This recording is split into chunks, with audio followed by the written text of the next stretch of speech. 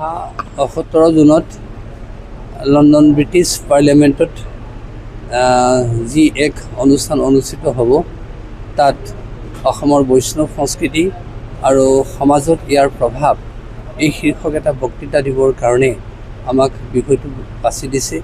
আৰু আমি অহা 8 জুনত মাজুলী আউনীআটী সত্ৰৰ পৰা যাত্ৰা আৰম্ভ কৰিম। 8 তাৰিখে গৈ আমি উত্তৰ গুৱাহাটী পাম আৰু 9 তাৰিখৰ দিনা আমি উত্তৰ গুৱাহাটীৰ পৰা বম্বেলৈ যাম আৰু বম্বেত সেইদিনা থাকি 10 তাৰিখে 12:30 বজাত আমি লণ্ডন অভিমুখে যাত্ৰা কৰিম। আৰু এই যাত্ৰাটোৰ মূল উদ্দেশ্যটোৱেই হৈছে যে আমাৰ অসমৰ বৈষ্ণৱ সংস্কৃতি, সত্ৰ পৰম্পৰা, নামঘৰ পৰম্পৰা আৰু বিশেষকৈ মহাপুৰুষ শ্ৰীমন্ত শংকৰদেৱ গুৰুজনাৰ যিখিনি অৱদান, এইখিনি তাত প্ৰকাশ কৰা। আৰু সেইখিনি যদি আমি সন্ধালনিকৈ সঁচাকৈ প্ৰকাশ কৰিব পাৰোঁ, প্ৰচাৰ কৰিব পাৰোঁ, তেতিয়াহ'লে সকলোৱে বুজি উঠিব যে অসমৰ সংস্কৃতি কিমান সমৃদ্ধ সংস্কৃতি আৰু মহাপুৰুষ শ্ৰীমন্ত শংকৰদেৱৰ যিটো সত্তা, কি ধাতুৰে গঢ়া। আমি আমাৰ ভাষণত লিখি উলিয়াইছোঁ the blazing talent of Srimanta Sankardev, যে আটাইতকৈ যদি পৃথিৱীৰ ভিতৰত প্ৰতিভাৰ আকৰ আছিল, সেইগৰাকী হৈছে মহাপুৰুষ শ্ৰীমন্ত শংকৰদেৱ।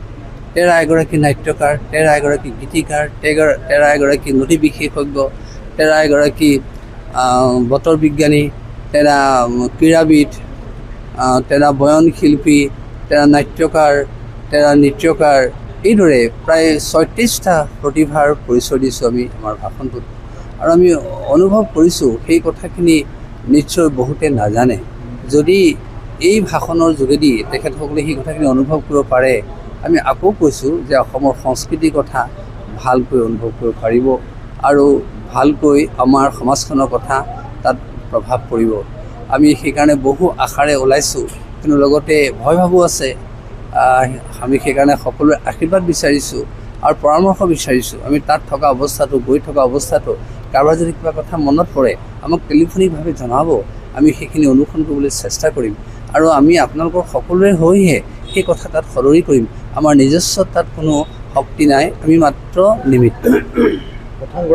সত্ৰাধিকাৰ বুলি নহয়, অসমীয়া সংস্কৃতিৰ, অসমৰ ৰাইজৰ মাজৰ আমি ধূলিকণা।